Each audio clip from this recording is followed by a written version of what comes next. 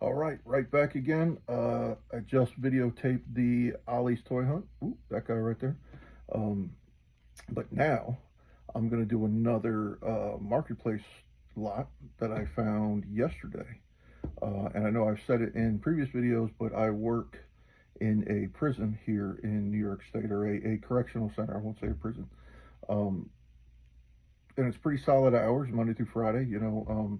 So when I find these lots and stuff, it's usually I have to arrange for pickup on the weekends.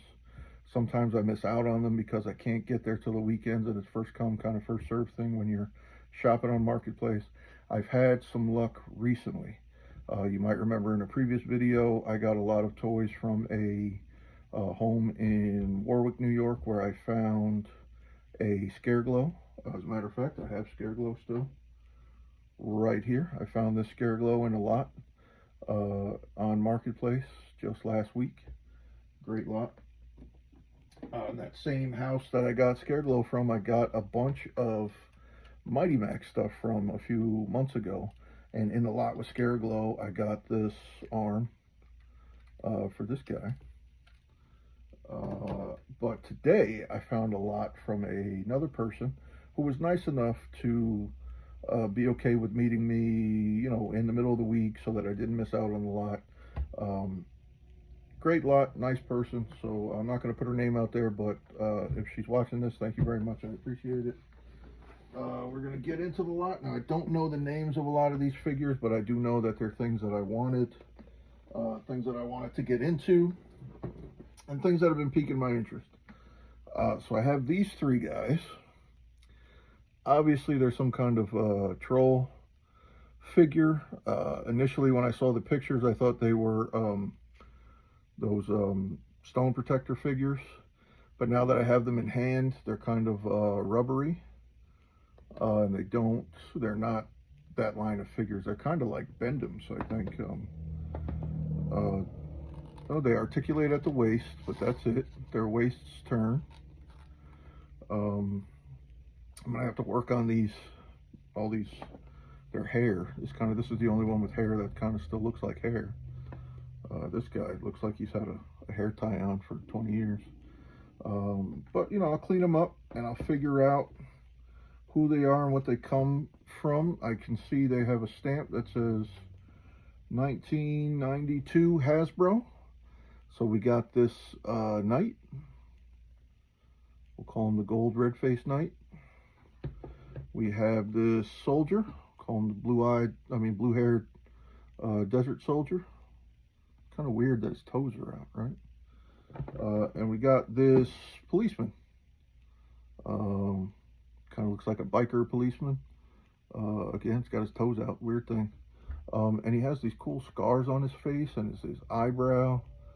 They look really cool.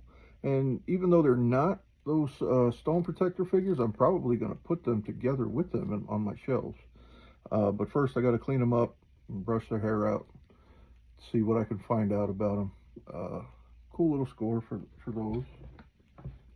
We'll stick them over here. I got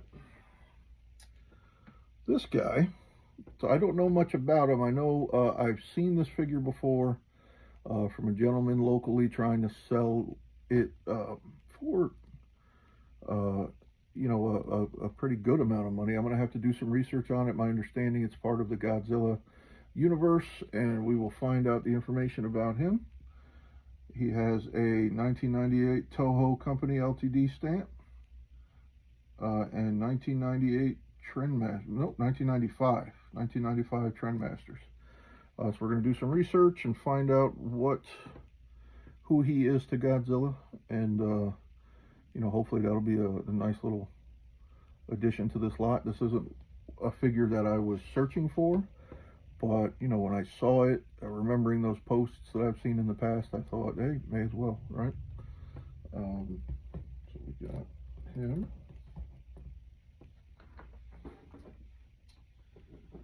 Honestly, these next two are the reasons why I went in on the lot. And these are some Cowboys from Moo Mesa figures. Again, I will find out their information, but you know, on the spot, wanting to make this video quick, I just think they're great. You know, I was big into Ninja Turtles as a kid, big into all of these anthropomorphic kind of animal toy lines, big into Bucky O'Hare and the Toxic Crusaders, Ninja Turtles, Street Sharks, you know, and these kind of were not on my radar when I was a kid. I didn't know anything about them.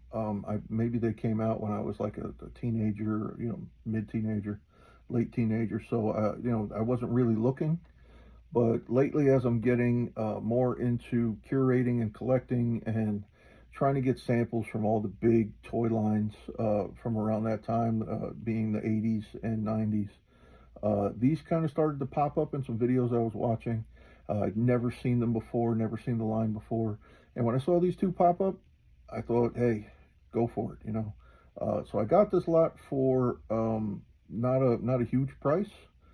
So to have these two, to add a new toy line, samples from a new toy line to my displays, I think was really worth it. So here's these guys.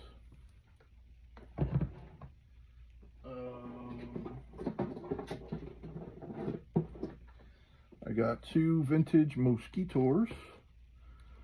I will be kind of cleaning these guys up. This one has the better nose and head and everything, and this one I think has better leg joints, the one with the messed up nose. So maybe we'll see if we can clean them up and combine them to make one really good one. You know, I'll have to look at the date stamps and the manufacturer stamps and stuff to make sure that I'm not undoing some, you know, variant that would be good for my collection. I don't have a vintage Mosquitor yet in my collection. I have, you know, the Origins line figure. So these will be cool. And both of them, I believe, let's see, this one, the one with the bad nose, has a pretty good working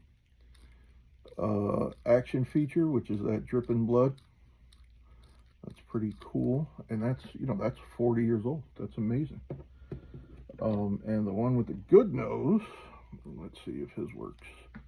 I'm just now taking these out, so I haven't even cleaned up or researched these at all. Yeah, it looks like his works pretty well too. Look at that. That's pretty cool. And again, got them for a great price. Let's put them down. What else is worth showing here? I got a loose Toy Biz Nihilus from the Savage Land, I think, or from the Negative Zone, the Nihilus. Obviously, I don't have his wings, so that'd be cool if I could source those out and find them.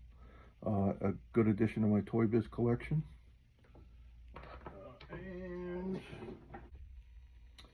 All right, and here I have a Magneto Secret Wars figure. I think I may have his shield in a parts box somewhere, so I'm going to have to look and see if I can find that. But I mean, being from 1984, that makes him 40 years old. He's doing pretty well. I don't have one of him, so he'll go on a shelf. I have a few others. I have Spider-Man and the Captain America, and maybe a couple of others. So super grateful to have him. I think he's going to look great once I clean him up and get him in with his with the other figures from the line. So Secret Wars Magneto, there he is. Captain America and stuff. So now I have a Magneto. I have a vintage Shredder for my TMNT collection. I'll have to take a look at the one I have already to see if this one is in better shape, but I'll clean them up and, you know, see what's what, get the best sample in my collection and put the next sample either up for sale or for, you know, in my doubles bin, or, you know, if Gabe wants them for his collection. Gabe likes Ninja Turtles, and so do my daughters, but they're really into the 2000 teens Nickelodeon cartoon. They started watching these, you know, the old vintage cartoons. I think we found them on like Crackle or something for free. And they watch them, but they're really into that Nickelodeon show. But this is a pretty clean, good joint sample of a vintage Shredder. I guess it's a hard head version. I'll have to look it up and see, you know, if there's any differences. The last one I'm going to show you is this Kenner Alien. I think it's an Alien Flying Queen. I'll have to look and verify that, but she does have the little queen arms, and the gripping feet, the gripping talons. Again, just like Annihilus No Wings, but the mechanism, the wing mechanism, works great. So if I can source out those wings, I mean, this is really clean too. The paint's nice, no scratches, no wears, and I have a whole shelf of Kenner Alien and Predator figures. She's gonna go nice on that shelf. Hopefully I can find those wings, and that'll be a nice addition to that shelf. All right, so that's it. I got a couple more, some parts and pieces to some what I think are Transformers. I've never been big into Transformers. I have some, not a lot of vintage samples of Transformers, so I don't really know much about them. But I'll have to source it out, look in my parts bins and see if I have any more. And if I do, then maybe I'll make another video about those. All right, but until then, marketplace, flea markets, yard sales, toy sales, want ads, Craigslist, whatever you got, whatever you can do. You know, I don't shop online, don't use anything that I need a credit card for. It's cash only. Local dealers, people that are easily to access or easy accessible, and that's really kind of how I do. Low cost. I buy lots, I buy collections, and I fix them up. You know, things that interest me. A lot of folks might look at my collection, and I'm sure eventually I'll do a display room tour or something.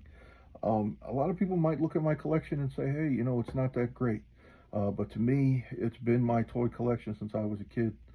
I've never not collected toys, all the way through being in the military, being in college, having a family.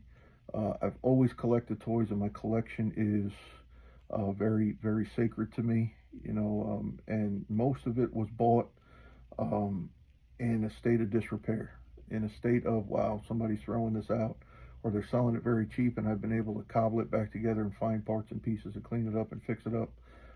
And I enjoy it. It's really kind of like how I de-stress, decompress after some very stressful days where I work. So hopefully you get some of that out of these videos, and you can take that away from us, from our videos to you. I think our next video, Gabe will be making something for you, so I can't wait to see what that'll be. Please like and subscribe and come back and watch, all right? Thanks.